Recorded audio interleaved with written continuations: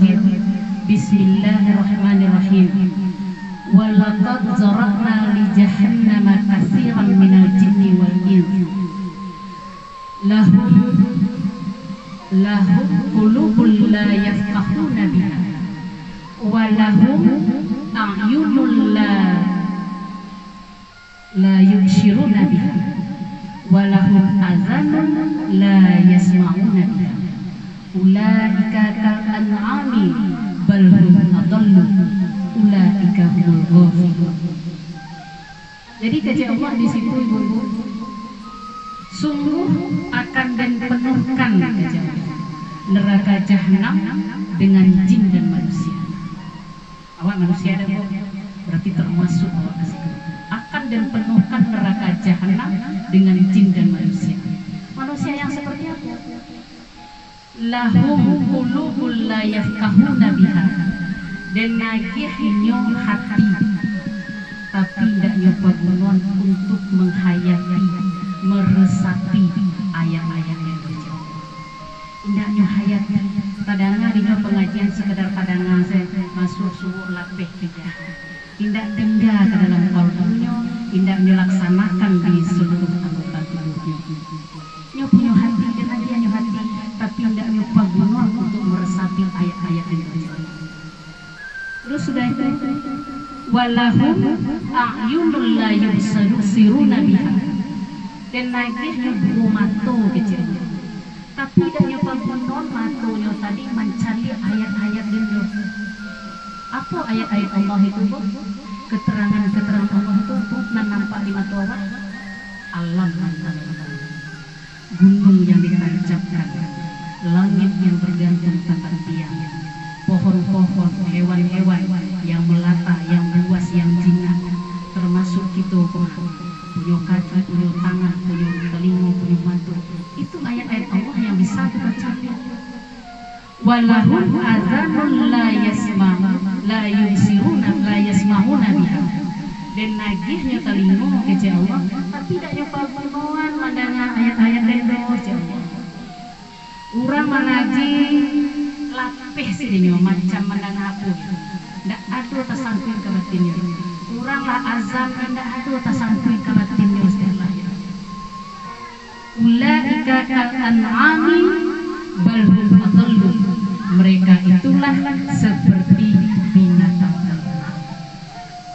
Tak sadis tu luar biasa ancaman Allah. Orang yang tidak mempagunuan mata, tidak mempagunuan hati, tidak mempagunuan telinga, itu sama jo binatang ternak. Ulaika humul ghafilun, mereka itulah orang-orang yang lalai. Jadi kini mari kita tanya diri kita, termasuk orang yang lalaikah kita, atau termasuk orang yang berusaha mendekatkan diri kita? Koreksi diri kita masing-masing. Jangan awak masih seperti yang sebelum-sebelumnya. Perbaikilah, karena perjalanan kita panjang. Panjang perjalanan kita. Kalau dunia aku paling tua umur 80 tu lah tak dapat nikmat dunia. Tak dapat nikmat dunia. Lah payah 80 tahun awak hidup, taruh 80 tahun. Sudah itu ikut gua berapa tahun awak? Panjang kan, tahu awak sampai berapa tahun pada situ.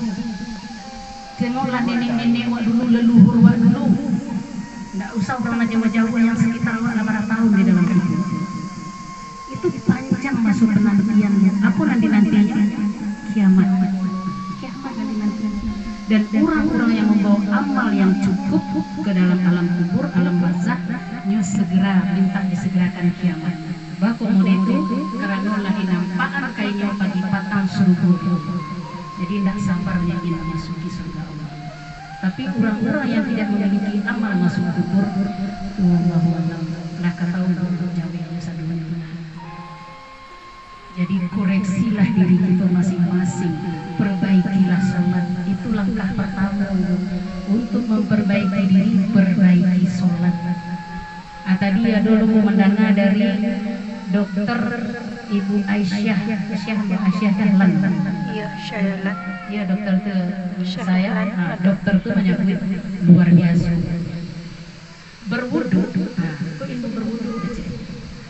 penelitian dia, bukan hanya sekedar dari Al-Quran. Bahwa di Al-Quran itu teliti itu dokter dia saya mendengarkan orang yang berwudu di saatnya mencuci kedua tangannya, dia mintakan ke Allah ampuni dosa-dosa di tangan. Sadonya dimintakan ke Allah di saat berwudu. Nah, setelah selesai berwudu itu sinyal Allah kencang. Ibarat apa 4G namanya. Kencang sinyalnya. Orang yang sudah berwudu seluruh anggota wudu itu sinyalnya langsung menyambung ke Allah. Itu mangkonya setelah berwudu langsung berdoa. Itu nyajarkan Rasulullah kan. Itu mangkonya teliti di orang. Kok sudah berwudu kok dibaca doa setelah berwudu. Rukunnya itu. Jadi jangan sekali-kali ibu kok kecek dokter Asyah tadi ya. Jangan sekali-kali ibu setelah berwudu baca itu rugi. Apalagi ibu misalnya sudah berwudu ibu mengecek kan dia apa di kau petang api di masjid dapet dari dong. Memang tak dapet sudah itu. Selanjutnya ibu ke sawah tidak dapet padi. Karena setelah berwudu tadi seluruh ucapannya sambut di Allah. Itu ada penelitian ilmunya tuh. Bukan hanya Al-Quran saja mengecek, ada penelitian.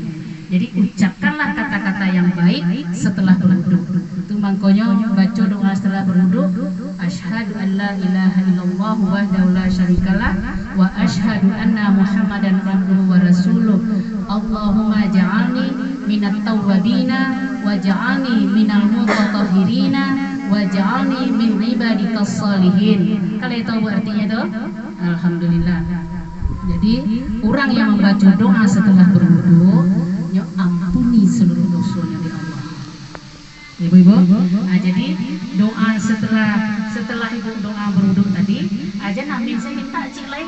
Misalnya kalau ambo biasanya apa doa sekali ulang tahun. Kalau itu diterima doa langsung, tidak ditolak doa setelah berwudu. Jadi manfaatkan itu. Doakan orang tua, doakan anak-anak awak, baik yang masih hidup maupun yang sudah pulang, doakan setelah berwudu. Doakan kawan-kawan awak dia dapat hidayah, doakan Pak Anies bisa jadi presiden, doakan itu.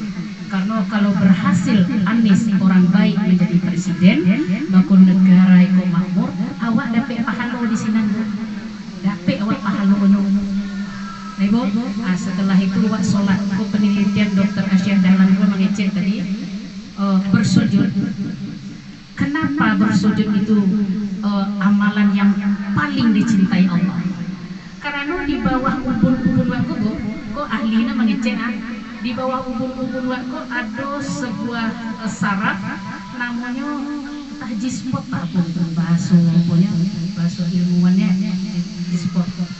Jadi yang saraf nanti itu halus benar di bawah ubun-ubun itu dia tidak mampu terkena pompa darah dari jantung. Kan darah jantung itu pompa seluruh tubuh tuh. Tidak sampai ke hati tubuh, tidak pernah bisa. Dan itu bisa kena darah di waktu sujud itu bu. Mangkonya diminta di Rasulullah, tanang ibu-ibu sujud. Tanang ibu sujud. Jangan buru-buru. Subhanallah, subhanallah. Jangan tanang. Subhana rabbiyal a'la wa bihamdi. Meminta ibu di dalam sujud tadi. Tapi dalam sujud itu meminta dalam hati saya dan lisan menyebut subhana rabbiyal a'la. Itu mengalir darah dari jantung tadi mengalir sampai ke saraf dan di bawah ubun-ubun tadi. Nah, itu makanya orang yang bersujud itu pikirannya sehat bu. Jauhnya dari suzon, apalagi suzon ke Allah. Diujinya seketek di badan apa mana lalu sore ko yang bapak kebaca ku hidup dan kiri itu tidak ada bahasa di orang yang sujud. Selalunya bersyukurnya mendapat nikmat, sabarnya mendapat ujian. Nah itu bedanya orang sujud dengan tidak sujud ya bu. Dan cik lain orang yang bersujud tadi itu terpelihara lisannya. Karena apa? Karena doa membaca dalam Al-Quran bahwa tahu persis saya bara Allah kalau lah tapi murka Allah kan dan tarik ubun-ubunnya Allah kan. Itu ubun-ubun siapa yang tarik dia Allah? Ubun-ubun yang sarafnya tadi dan tidak kena darah pompa darah dari jantung. Artinya orang itu tidak pernah sujud ataupun